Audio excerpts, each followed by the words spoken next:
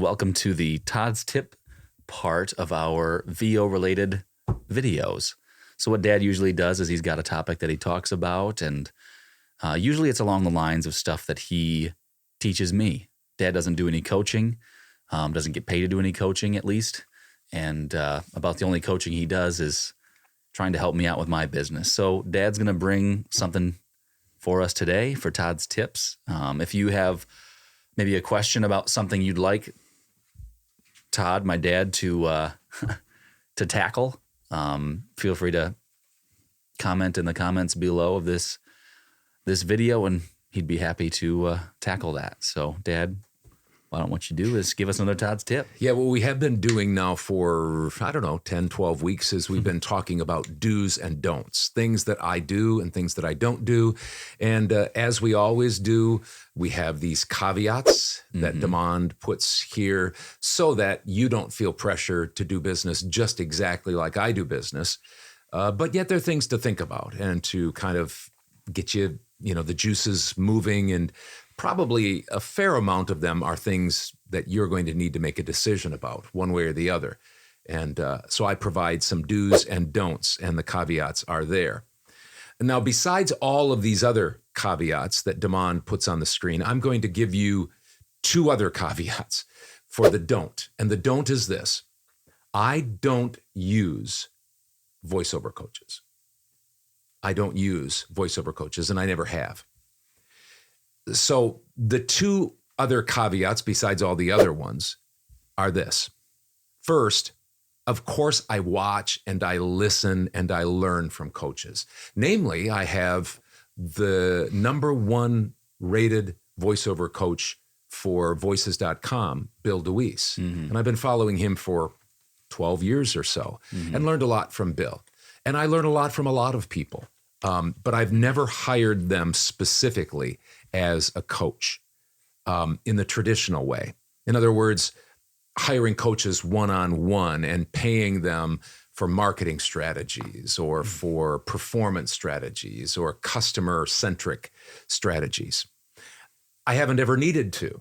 And maybe I'm an anomaly. Maybe I learned differently. Maybe I'd be a lot better and make a lot more money if I did hire a coach. I know it would be helpful in some ways. It always is helpful to have somebody. You'll talk to me. Mom will talk to me. Andy, my assistant, will talk to me. The other boys will talk to me. When I had Phil as an editor and an assistant, another employee that's gone on to other things, I would talk to him about things, and he'd give me suggestions on lots of things. And so you can learn from anybody, and I do.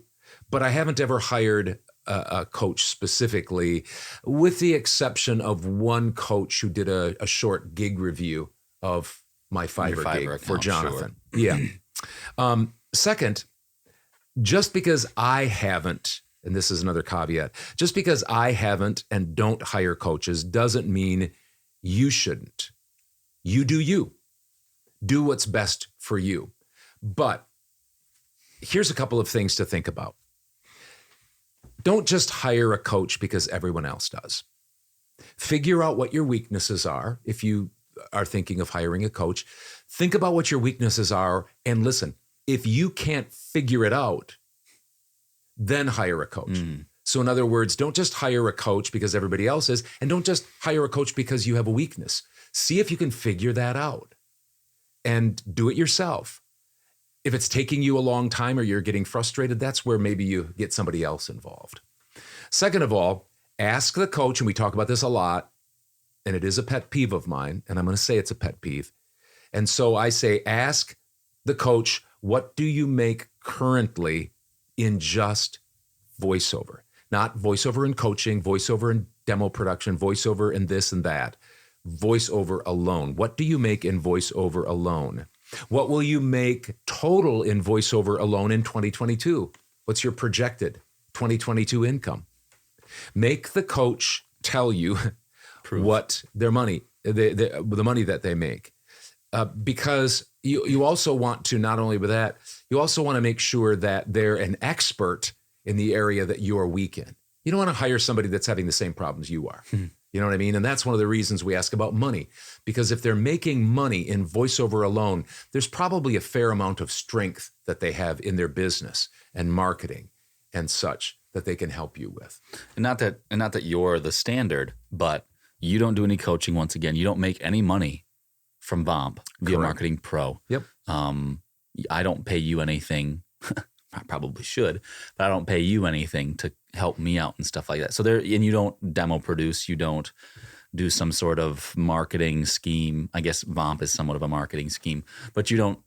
Your $300,000+ that you make on voiceover is just voiceover. Mm-hmm. That's just voiceover. Correct. So, and a lot of it is direct email marketing. Yeah, and I'm not saying that other people can't coach. I'm not saying that, well, because you don't make $300,000, you're not a good coach or whatever. That's not the truth. But you give your numbers and you still don't get paid for it. Mm-hmm. So anyway, not that I also give my numbers and I definitely don't get paid to do that. Oh, you're so self-deprecating. I am. I try to be. But anyway, for me, that's something that I've been looking out for too. Obviously, I have one of the best coaches in you who's proven that you can make money on just voiceover. So following your footsteps the best I can. Things have obviously changed since you started. There's more people in the business, and it seems like maybe there's still a lot of work out there, but there's more people chewing up that work. So anyway. Yeah, the economy can be a little something, and the global instability. That's something you've taught me to watch out for is somebody who is coaching, but how much are they making in just voiceover? Because if I'm watching them for my voiceover stuff, they better be, the proof better be in the pudding. Yeah. So that I'm not just throwing it out to some scammer. Yeah, which is possible. I'm not saying everybody is, once again, but it's good to put your coach through their paces. Yeah. So I don't use VO coaches. I just don't. But I don't expect you to not use them. All I want to do with this tip, kind of the behind the scenes, what I want is for you just to slow down and don't just hire a coach, because everybody hires a coach. And then just a few little caveats to make sure that you hire the right coach. So again, you might have a different viewpoint. Fine. I know a lot of people do, but that's my viewpoint. Did you sprinkle in a little bit of Todd's Tough Love there? Maybe just a little. Yeah. A little hint of it. It's been a while. Anyway, that has been our Todd's Tip for this week. Thank you for watching as always. If you want to, hit the subscribe button. If you don't want to, I guess you don't have to. You can also like it, or you can comment. Like we said, if you want a topic for Todd and I to chop up. Don't call my dad Todd that often, so that was kind of weird. Anyway, you can do that. So thank you for watching, and we will have numbers in the next video. Did you like that video? Check out more from the original Father-Son Voiceover podcast right over here, or subscribe to our channel right here.